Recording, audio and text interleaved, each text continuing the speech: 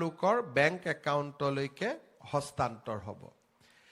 এইবাৰ অৰুণোদয় বেংক একাউণ্টৰ লগত আমি আধাৰক সংলগ্ন কৰিছোঁ। বহু সময়ত আমি দেখা পাইছিলোঁ যে অৰুণোদয় হিতাধিকাৰীসকলক আমি যেতিয়া টকা পঠিয়াওঁ, বিভিন্ন কাৰণত বহু মহিলাই আমাক আপত্তি কৰে যে আমি অৰুণোদয় ধন পোৱা নাই। কেতিয়াবা কেতিয়াবা আপোনালোকৰ বেংকৰ যদি ডিটেইলছ বা বেংকৰ একাউণ্ট বা এটিএমৰ নম্বৰ আপোনালোকে যদি আন কোনোবা ব্যক্তিক দি থৈ দিয়ে, তেতিয়া তেওঁলোকেও এই টকা বেংকৰ পৰা উইথড্ৰ কৰি লৈ যাব পাৰে। সেইকাৰণে এইবাৰ আমি আধাৰক বেংক একাউণ্টৰ লগত সংলগ্ন কৰিছোঁ, যাতে একাউণ্ট হোল্ডাৰ আৰু অৰুণোদয় মাতৃগৰাকী নিশ্চিতভাৱে একেগৰাকীয়ে ব্যক্তি হ'ব পাৰে। কেতিয়াবা নাম বেলেগ হয়, একাউণ্ট বেলেগ হয়। আমি যেতিয়া ফোন কৰি সোধোঁ যে বাইদেউ আপুনি অৰুণোদয় পাই আছেনে, মহিলাগৰাকীয়ে কয় আমি অৰুণোদয় পোৱা নাই, কিন্তু মহিলাগৰাকীৰ নাম অৰুণোদয়ত গৈ আছে। তেতিয়া আমি গম পাওঁ যে যেতিয়া আমি প্ৰথম অৰুণোদয় ফৰ্ম ফিল আপ কৰিছিলোঁ, নামটো আমাৰ থাকিলে বেংক একাউণ্টটো ফিল আপ কৰা মানুহজনে হয়তো নিজৰ বেংক একাউণ্টটো দি দিলে।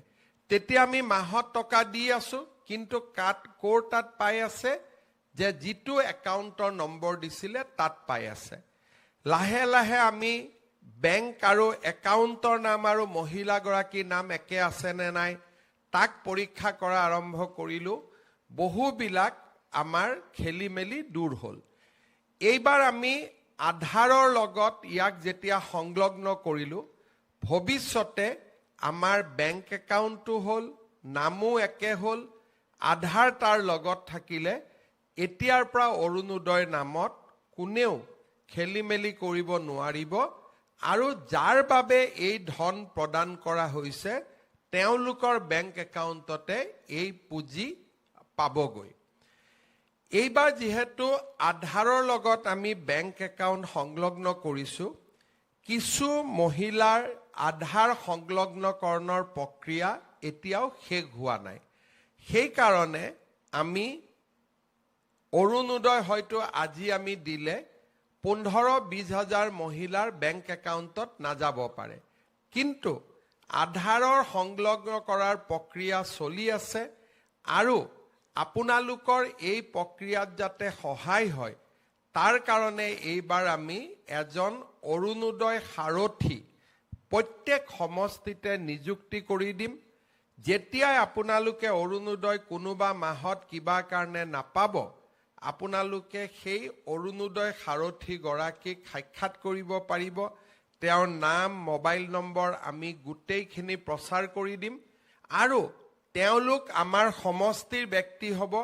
আপোনালোকে তেওঁলোকক গৈ সাক্ষাৎ কৰিব পাৰিব, আৰু তেওঁলোকে আপোনালোকৰ যেতিয়া অৰুণোদয় পোৱা নাই বুলি ক'ব, বেংকত ফোন কৰিব, বেংকে ক'ব যে এই একাউণ্টটো ষ্টেণ্ডাৰ্ড হৈ থকা নাই, KYC হৈ থকা নাই, সেইকাৰণে পোৱা নাই। তেওঁ গৈ বেংকত সমস্যাটো সমাধান কৰি দিব। বোলে নহয় দিছপুৰৰ পৰাই আপোনালোকৰ টকাটো অহা নাই, দিছপুৰক সুধিব যে কিয় টকাটো অহা নাই। এই গোটেই সমস্যাবিলাক সমাধান কৰাৰ কাৰণে আমি অৰুণোদয় সাৰথী নামেৰে এগৰাকী ব্যক্তিক প্ৰতি সমষ্টিত নিযুক্তি দিম, যাতে আপোনালোকৰ ইয়াত কোনো ধৰণৰ সমস্যা আপোনালোকে সন্মুখীন হ'ব নালাগে। দ্বিতীয়তে, অৰুণোদয় আঁচনিখনক আমি পৰৱৰ্তী পৰ্যায়ত আৰু বেছি ডাঙৰ আৰু বেছি জনদৰদী কৰি তোলাৰ বাবে কিছুমান নতুন নতুন কথা আমি চিন্তা কৰি আছোঁ। এতিয়া মই বহুত ক্ষেত্ৰত দেখোঁ যে মোক কিছুমান মহিলাই কয় যে মামা, দাদা আমি অৰুণোদয় পোৱা নাই। মই কওঁ কিয় পোৱা নাই, আপুনিতো পাব লাগিছিলে।